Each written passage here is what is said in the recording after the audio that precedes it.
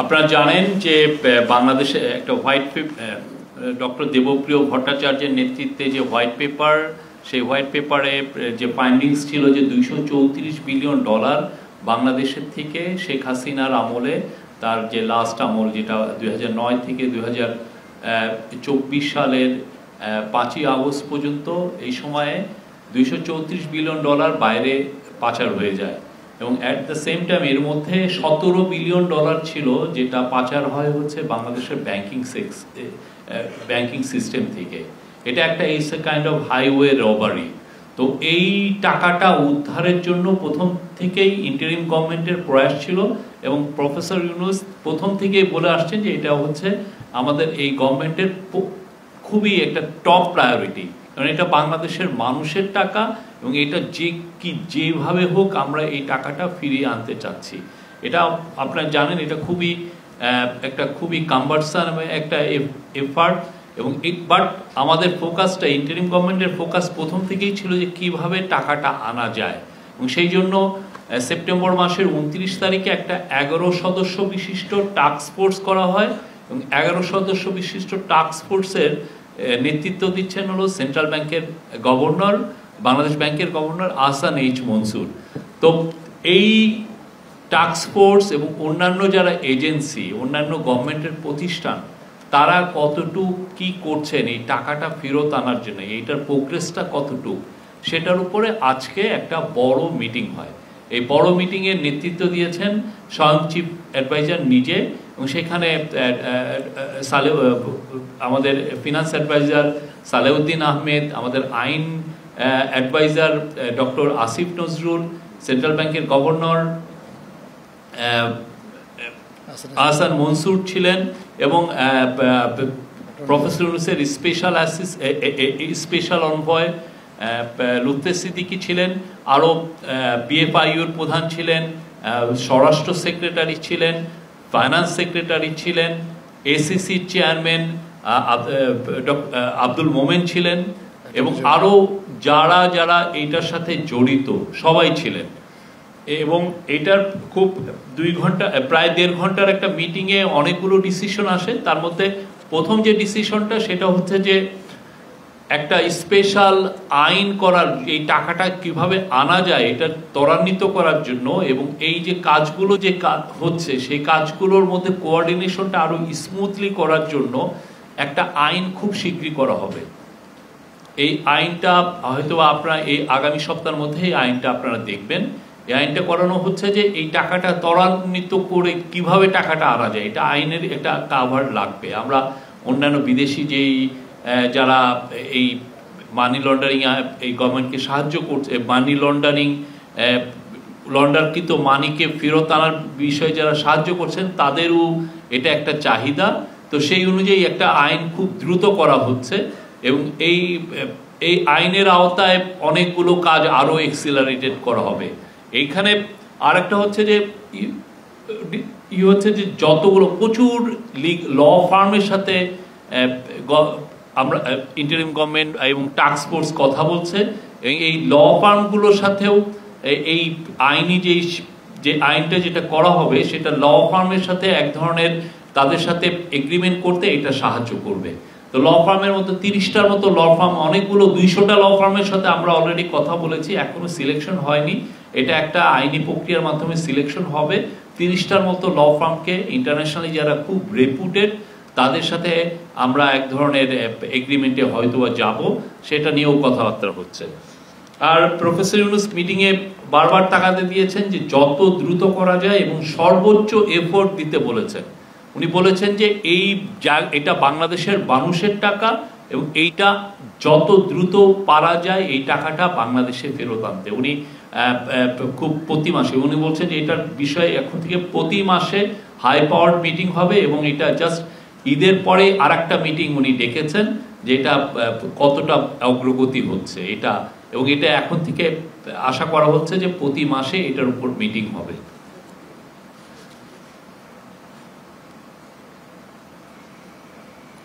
আর একটা হচ্ছে প্রফেসর ইউনূস বলেছেন যে পুরো ডিটেলস গুলো জানার জন্য।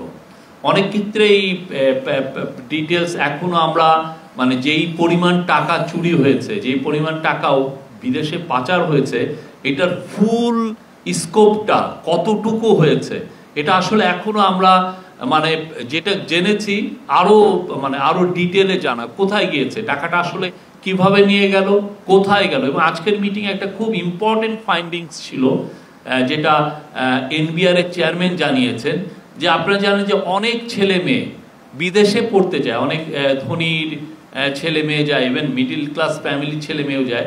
একটা কেসে দেখা যাচ্ছে যে ছেলের যে টিউশন ফি, একজন তার চিলড্রেনের টিউশন ফি পাঠিয়েছেন 400 কোটি টাকার উপরে, 400-500 কোটি টাকা। মানে মানিটা লন্ডারিংটা কিভাবে হয়েছে দেখেন, মানে এটা আনবিল। এটা অনেকগুলো, আমরা তো আগে জানতাম যে এটা ব্যাংকিং সিস্টেমের মাধ্যমে বা অন্য কোনো ওয়েতে, হুন্ডির মাধ্যমে বা আপনি ওভারহু ইনভয়েস বা আন্ডার ইনভয়েসের মাধ্যমে টাকাটা পাচার হচ্ছে। কিন্তু দেখা যাচ্ছে যে একটা আপনার ছেলে পড়তে যাচ্ছে, তার টিউশন ফি, আপনি যদি খুব টপ ইউনিভার্সিটিতেও পড়ান, আপনার বছরের টিউশন ফি কত লাগে? ঊর্ধ্বে 1 কোটি টাকা, এর বেশি তো লাগার কথা না।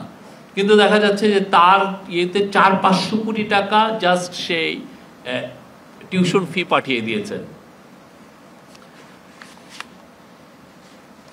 এখানে 11টা কোম্পানিকে প্রথমে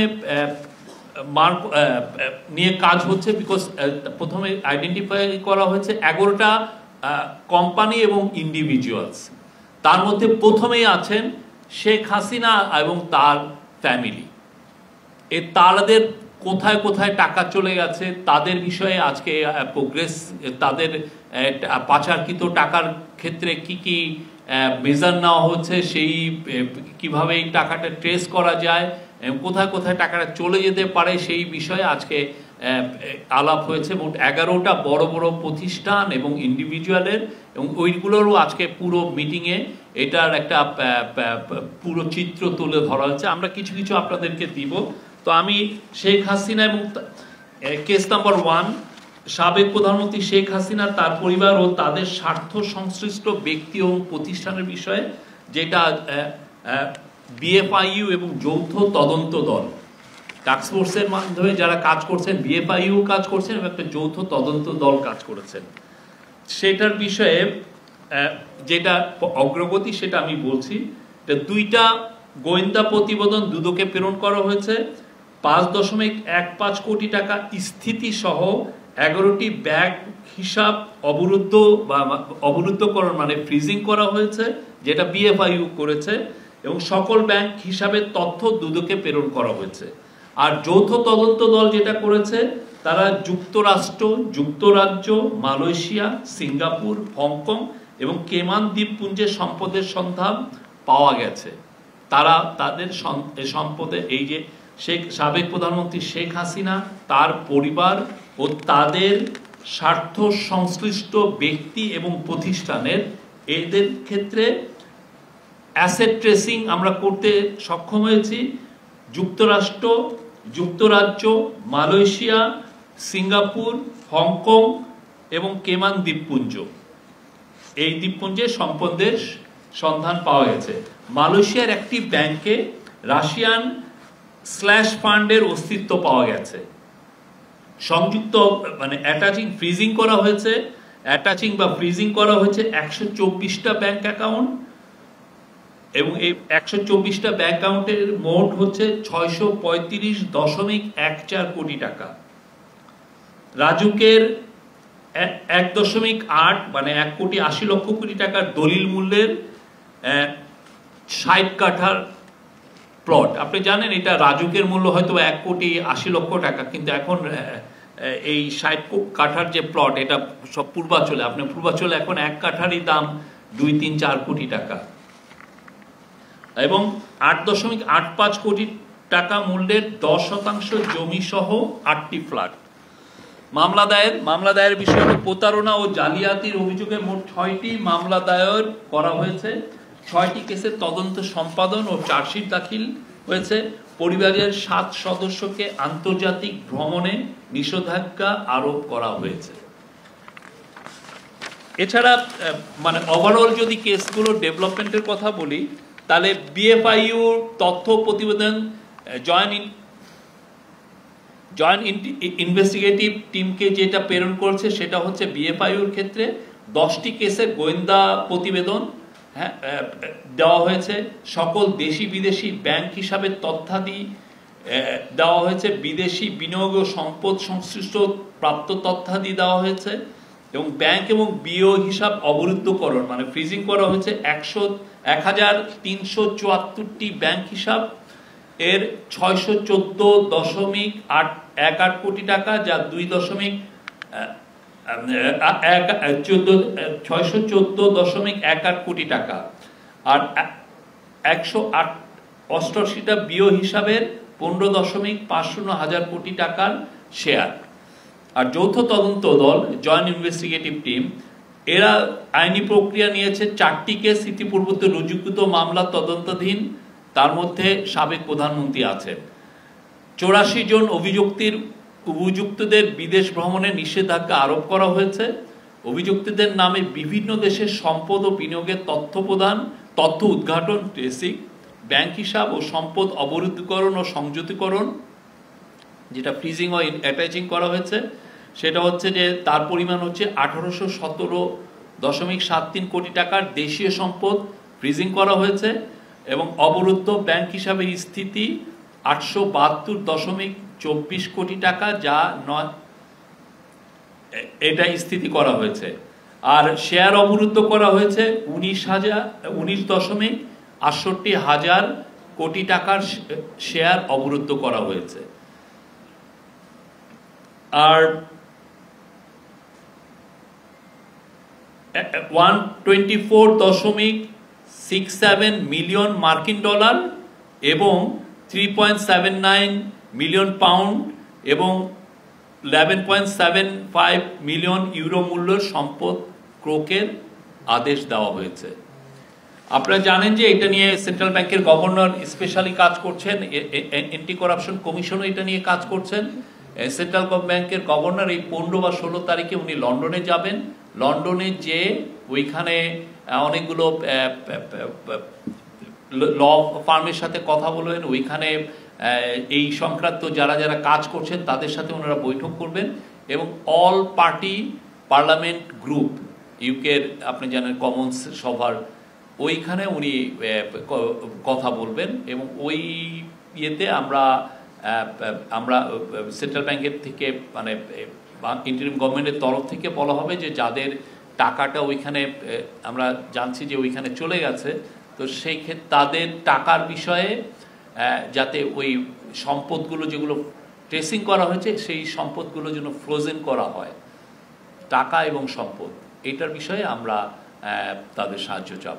এই আর একটা হচ্ছে 11টা গ্রুপের মধ্যে একটা বিষয়ে আমি আর একটা গ্রুপের বিষয়ে বলি।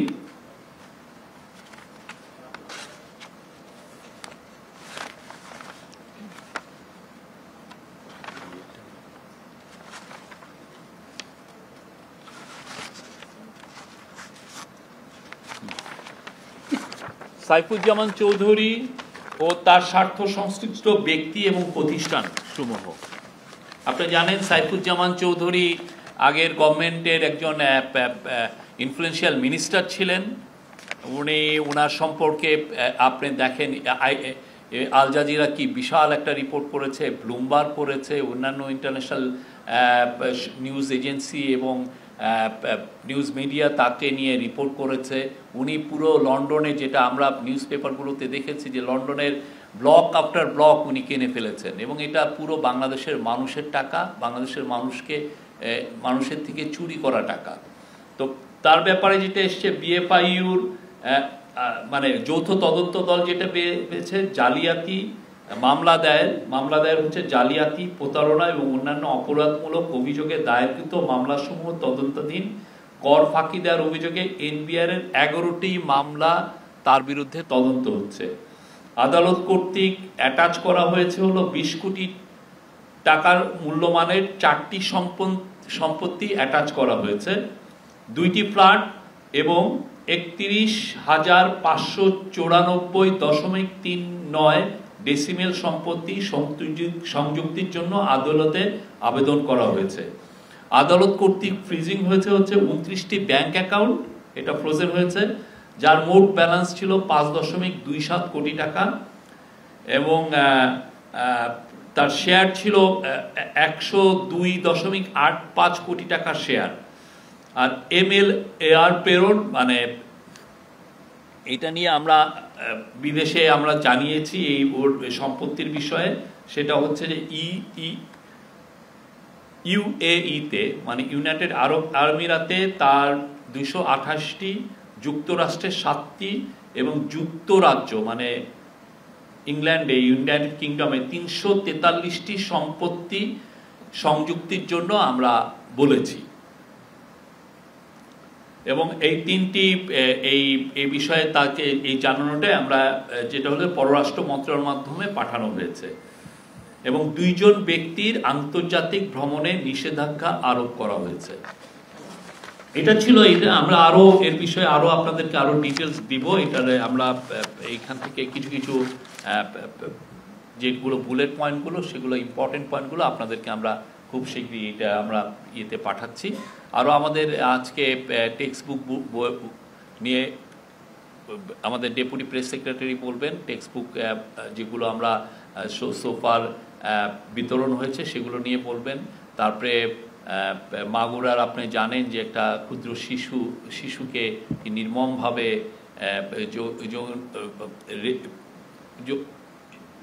রেপ করা হয়েছে, তার হেলথের একটা আপডেট আমরা দিচ্ছি। আর হচ্ছে যে একটু আগে আমাদের ক্যাবিনেট সেক্রেটারি জানিয়েছেন যে আমিনুল ইসলাম যিনি স্পেশাল অ্যাসিস্ট্যান্ট ছিলেন এডুকেশন অ্যাফেয়ার্স, উনি পদত্যাগ করেছেন। Thank you. আমি এখন বলে নিই তারপর।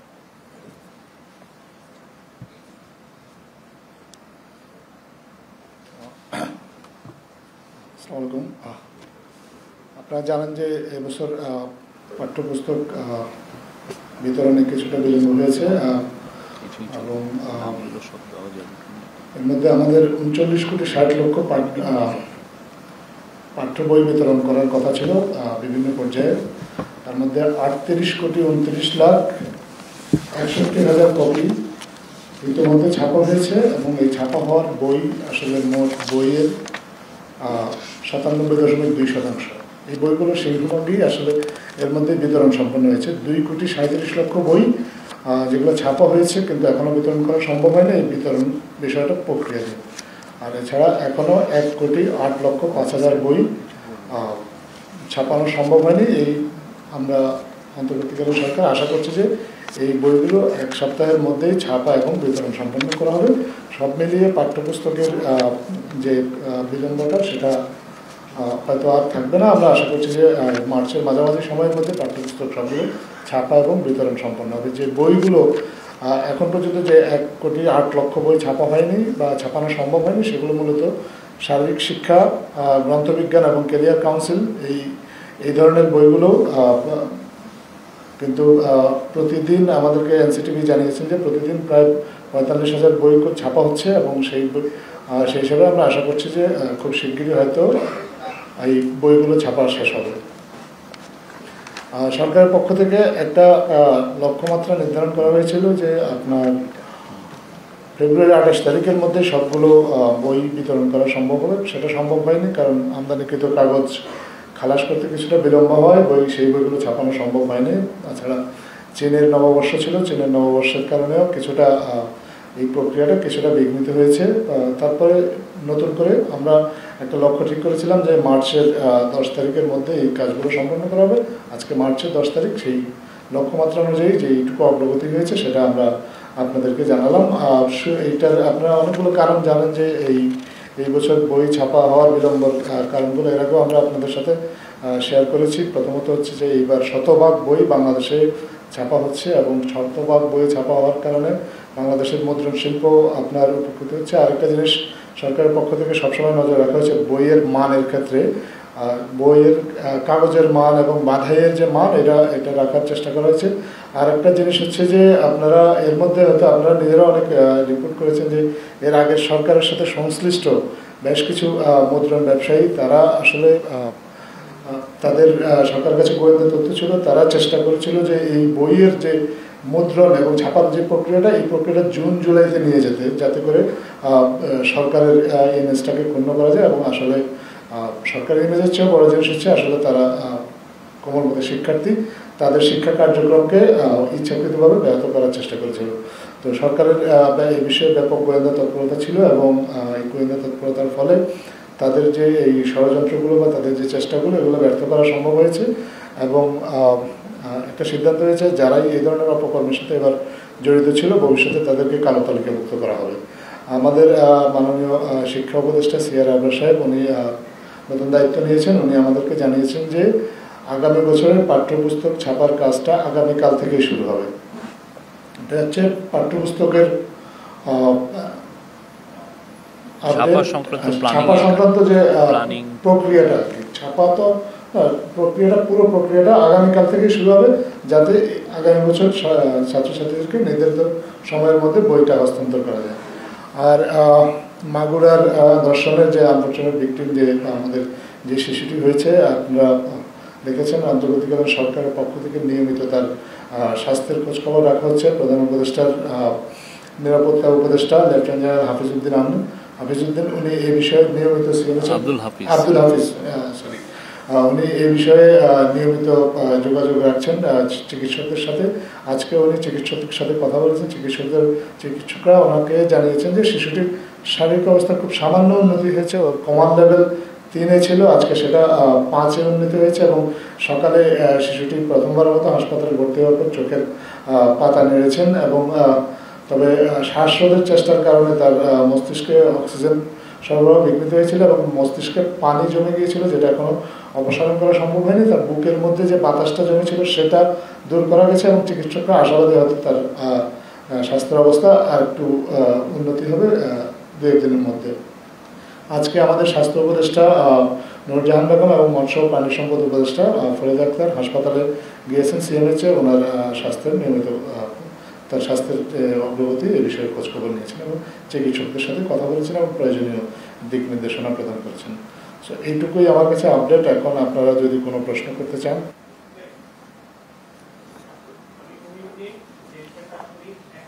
জিনিস যেটা হচ্ছে যে আপনি শেখ হাসিনা তার পরিবার এবং সংশ্লিষ্ট প্রতিষ্ঠান সমূহের অনেকগুলো আপনি লম্বা ইয়ে দিয়েছেন।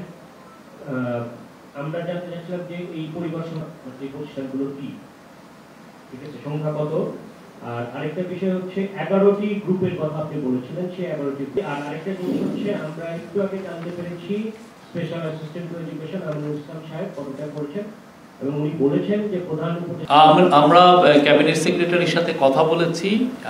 উনি বলেছেন যে উনি পদত্যাগ করেছেন।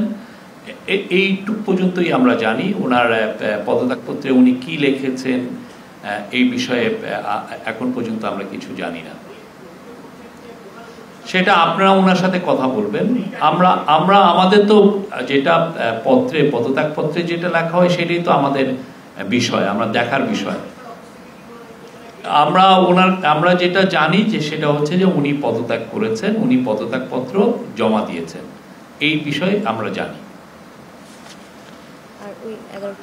আর 11টা এটা আমরা এখনই এর নাম কিছু লিগাল বিষয় আছে, সেগুলো আমরা এর নামগুলো দিচ্ছি না। আর শেখ হাসিনার যে বিষয়টা আসছে সেটা হচ্ছে যে শেখ হাসিনা, তার পরিবার, তাদের স্বার্থ সংশ্লিষ্ট ব্যক্তি ও প্রতিষ্ঠান।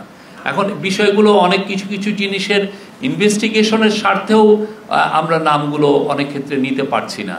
বাট এগুলো পুরো এটা আইডেন্টিফাই করা হয়েছে এবং সেই অনুযায়ী ইনভেস্টিগেশন করা হচ্ছে। কারা কারা তাদের সাথে কনসার্ন, কারা তাদের সাথে কোথায় কোথায় স্বার্থ সংশ্লিষ্টতা আছে সেটা দেখে সেই অনুযায়ী ইনভেস্টিগেশন করা হচ্ছে। হ্যাঁ, সেটা অবশ্যই দিব। আমরা যে দুইটা বিষয় বলেছি, এইটা পুরোটা আমরা আপনাদেরকে দিব।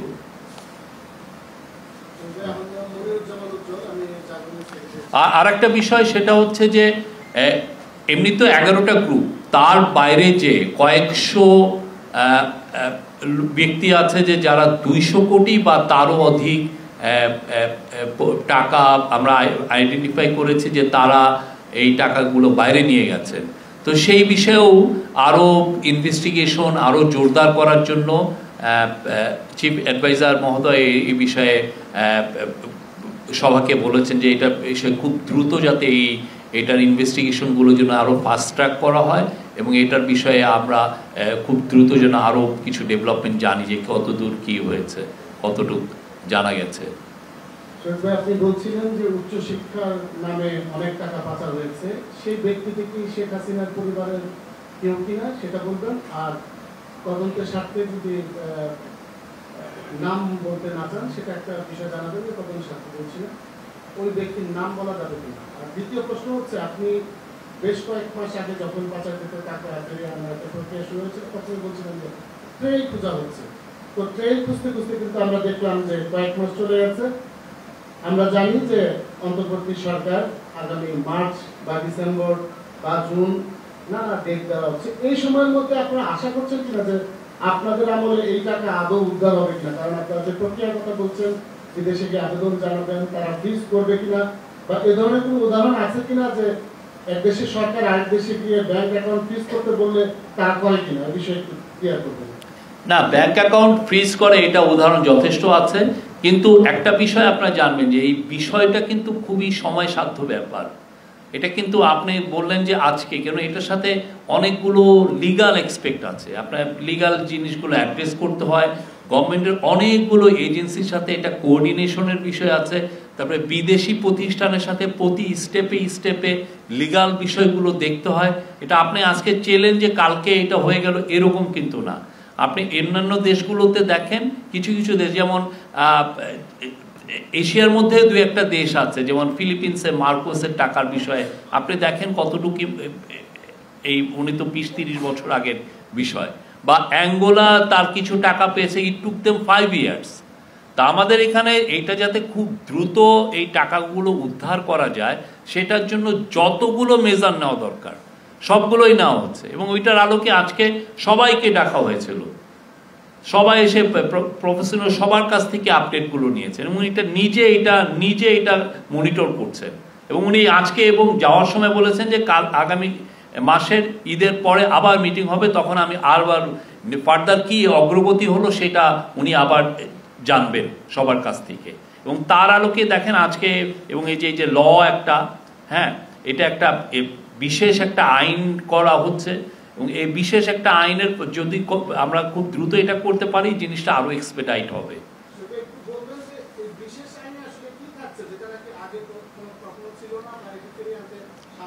এইটা বিশেষ আইনটা যেটা হয় যে ইন্টারন্যাশনালি এইগুলো একটা রিকোয়ারমেন্ট থাকে, এটা যাতে বিশেষ আইন করলে হয় কি যে পুরো সব এজেন্সিগুলো যারা এই কাজের উদ্ধারে নিয়োজিত সবাই তখন একটা সেন্ট্রাল বডির আন্ডারে একটা কাজ করতে পারে, তখন কোঅর্ডিনেশনটা ইজি হয়। এবং বিদেশি যেগুলো প্রতিষ্ঠান আমাদের সাথে অনেকগুলো ইন্টারন্যাশনাল অর্গানাইজেশন কাজ করছে, হ্যাঁ, আর প্রফেসর ইউনূস যেই সমস্ত দেশে গেছেন, যেই সমস্ত ওয়ার্ল্ড লিডারের সাথে কথা বলেছেন, সবাই কিন্তু যে তাকে এসে বলেছেন যে তোমার কি হেল্প লাগবে তোমরা আমাদেরকে জানাও, এবং সেই অনুযায়ী উনি আজকে সবাইকে বলেছেন যে এটা আমাদের একদম টপ প্রায়োরিটি, এবং এটা যে করেই হোক এই টাকাটা আনতে হবে। এটা বাংলাদেশের মানুষের টাকা, আমার আপনার পকেটের থেকে টাকা এরা নিয়ে গেছে, আমার আপনাকে তারা গরিব বানিয়ে তারা লন্ডনে একটার পর একটা ব্লক তারা কিনেছে, ভয়ানক একটা বিষয়। এবং এটা আমার আপনার চোখের সামনে এটা একটা হাইওয়ে রবারি হয়েছে।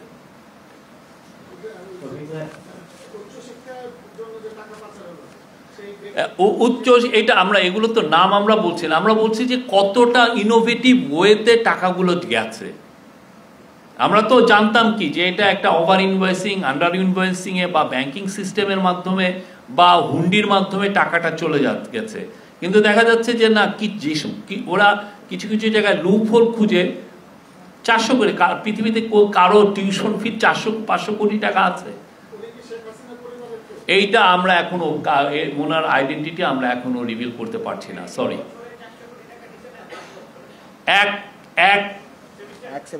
এক সেমিস্টারে নিয়ে গেছে। আমি একটু সমীক্ষায় জানতে চাচ্ছি, সেটা হচ্ছে যে 234 বিলিয়ন ডলার নিয়ে গেছে, এর মধ্যে ব্যাংকিং চ্যানেলে নিয়েছে প্রায় 17 বিলিয়ন ডলার। আমরা জিএফআই রিপোর্টে দেখি যে 80% আসলে বাণিজ্যের মাধ্যমে। আপনি আবার নতুন একটি পয়েন্ট বললেন আজকে যে উচ্চ শিক্ষার নাম, এগুলোর কি কোনো ব্রেকিং আপনাদের কাছে আছে? কোন ভাবে কতটুকু গেছে এবং কোন দেশগুলোতে গেছে, এটাও কি লোকেট করা গেছে? না, এটা নিয়ে তো আমরা তো কাজ করছি, প্রত্যেকটা এজেন্সি কাজ করছে, তারা ইভেন অনেক ক্ষেত্রে শুক্র শনিবারেও কাজ করছে। আমরা ইন্টারন্যাশনালি যে কয়টা প্রতিষ্ঠান এটা নিয়ে ইনভলভ, ওয়ার্ল্ড ব্যাংক ইনভলভ, তারপরে কিছু কিছু প্রতিষ্ঠান আছে যারা ইনভলভ, এদের সবার সাথে আমরা বসছি, তারা আমাদেরকে হেল্প করছে। ট্রেল কোথা থেকে টাকাটা যে কোথায় যে শেষ হয়েছে, কিছু কিছু দেশের সাথে আমরা কথাও বলেছি। তো সত্যিকার অর্থে এই টাকাটা 234 বিলিয়ন বা 17 বিলিয়ন যেটাই, এটাকে ট্রেস করাটা খুবই সবচেয়ে কষ্টসাধ্য বিষয়। এটা ট্রেস করলে বাকিটা কিন্তু ইজিয়ার। তখন আপনি লিগাল ফার্মের সাহায্য নেন বা G2G গভর্নমেন্ট টু গভর্নমেন্টের মাধ্যমে সাহায্য নেন, তখন টাকাটা আনা যায় বা ওইটা ফ্রোজেন করা যায়। কিন্তু প্রথম কাজটা হচ্ছে ট্রেইলিং করাটা, অ্যাসেট ট্রেইলিং করা। যেহেতু বললেন 2 মাস চলে গিয়েছে, এখন বন্ধ চলতেছে, এখন ছাপা হওয়ার পর আসলে শিক্ষার্থীদের বই হাতে পেতে একটু সময় লাগবে, আবার শিক্ষা প্রতিষ্ঠানে বন্ধ। সেই ক্ষেত্রে কি এই যে চলতি শিক্ষাবর্ষটা বর্ধিত করার কোনো চিন্তা আছে? যে কারণ বার্ষিক পরীক্ষাগুলো তো নভেম্বর ডিসেম্বরে হয়, কিংবা সিলেবাসটা কাস্টমাইজ করার কোনো চিন্তা আছে কিনা? শিক্ষা মন্ত্রণালয় এরকম কিছু জানিয়েছে কিনা আপনাদের? ধন্যবাদ। প্রথম কথা হচ্ছে যে পাঠ্যপুস্তক বিতরণের যে সময়সীমাটা আমরা পর্যালোচনা করে দেখেছি যে এটা আসলে একটা কমন ফেনোমেনন। প্রতি বছরই কিন্তু মোটামুটি পাঠ্যপুস্তক বিতরণে এরকমই সময় লাগে। আপনি যদি আমাদের কাছে যে তথ্য আছে তাতে আমরা যদি দেখি যে গত বছরও কিন্তু পাঠ্যপুস্তক বিতরণ শেষ হয়েছিল মার্চ মাসের 7 তারিখ। সেই হিসাবে এইবার যে খুব বেশি বিলম্ব হয়েছে এরকমটা বলা যাবে না। তারপরেও পাঠ্যপুস্তক বিতরণের যেটুকু বিলম্ব হয়েছে, এটুকু বিলম্বের ফলেও যদি শিক্ষার্থীদের যদি সেরকম কোনো প্রয়োজনীয়তা দেখা দেয় তাদের সিলেবাস বা অন্য কোনো একাডেমিক কোনো কিছু রিভাইজ করার, তাহলে নিশ্চয়ই সংশ্লিষ্ট কর্তৃপক্ষরা এটা ভেবে দেখবেন। তবে এ বিষয়ে আপাতত কোনো সিদ্ধান্তের কথা আমাদের জানা নেই।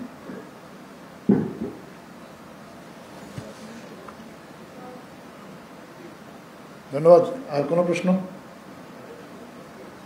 Thank you.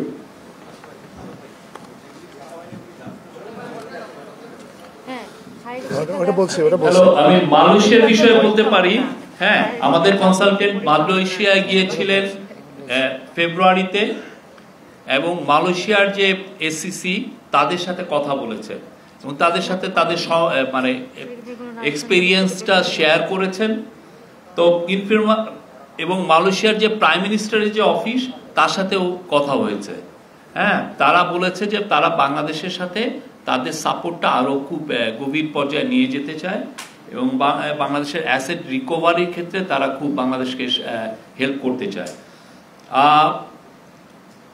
আমরা খুব দ্রুত তাদেরকে একটা লেটার পাঠাবো এটার বিষয়ে যাতে আরও এক্সপেডাইট করা হয়। অ্যান্ড আমরা চাচ্ছি যে তাদের মালয়েশিয়ান গভর্নমেন্টের এজেন্সিগুলোর হেল্প নিয়ে এই টাকাটাকে ট্র্যাক করার জন্য। আর আমাদের স্পেশাল অনভয় লুৎফে সিদ্দিকী, উনি সিঙ্গাপুরে যে নন রেসিডেন্ট অ্যাম্বাসেডার, তার সাথে এপ্রিলে কথা বলবেন এবং ওদের সাথে সিঙ্গাপুরের সাথেও আমরা চেষ্টা করব যে একটা এফেক্টিভ স্ট্র্যাটেজি এটা একটা ইস্টাবলিশ করার জন্য।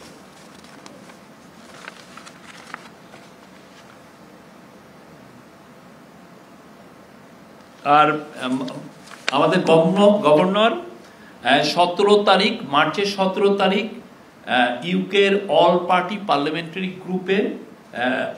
গ্রুপ অন করাপশনে উনি কথা বলবেন এবং কথা বলার যে সাবজেক্টটা হবে হচ্ছে need for UK to support Bangladesh on asset recovery, এই বিষয়ে কথা বলবো। এবং আমাদের চাহিদাটা আমরা যেই জিনিসটা তাদেরকে বলবো যে যেই টাকাটা ওইখানে চলে গেছে এবং যেই অ্যাসেটগুলো ট্রেস করা হচ্ছে সেই অ্যাসেটগুলো যাতে ফ্রোজেন করা হয়। আর ইন্টারন্যাশনাল ল ফার্মগুলোর সাথে মার্চের 19 তারিখে হাফ ডে একটা কনফারেন্স করা হবে এবং ওইখানে মানে আপনারা জানেন এই সংক্রান্তে যে ল ফার্মগুলো বেশিরভাগই লন্ডন বেসড, সবার সাথে এটা নিয়ে কথা হবে। অনেকগুলো যারা যারা আছেন, যারা যারা অনেকে ইন্টারেস্ট শো করেছেন, এই পর্যন্ত 200টা ল ফার্মের সাথে কথা বলা হয়েছে। তো এই এই এই মিটিংটায় অনেকে উপস্থিত থাকবেন এবং এর সাথে যেটা হবে যে ফরেন অফিসের সাথে কথা হবে ওনাদের, তারপরে ডিজি ন্যাশনাল ক্রাইমস এজেন্সির সাথে কথা হবে এবং কারেন্ট এবং ইমিডিয়েট পাস্ট ইউকে জাস্টিস সেক্রেটারির সাথেও কথা হবে।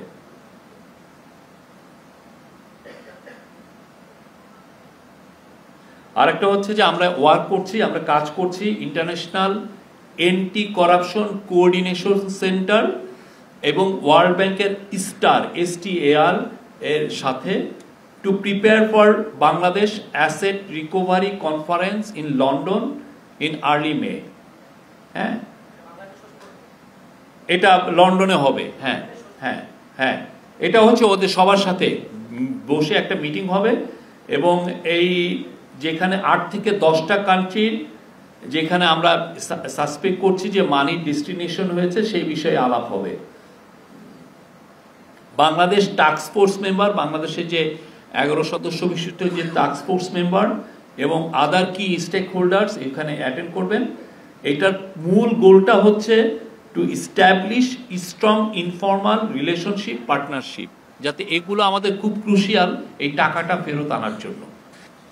আমরা আশা করছি যে এই বছর নাগাদ আমরা অনেক এই অ্যাসেট রিকভারি কয়েক বিলিয়ন ডলার আমরা করতে পারি, যদি আমাদের সেই অনুযায়ী আমরা খুব প্রোগ্রেসটা করতে পারি। এটা আমাদের মানে চিফ অ্যাডভাইজারের তরফ থেকে বলা হয়েছে যে যত দ্রুত এবং আমাদের যাতে একটা দিনও যাতে আমরা ওয়েস্ট না করি, একটা দিনও যাতে নষ্ট না হয়। Thank you. অর্ডিন্যান্সের মাধ্যমে এটা তো এস্টাবলিশ একটা নর্ম।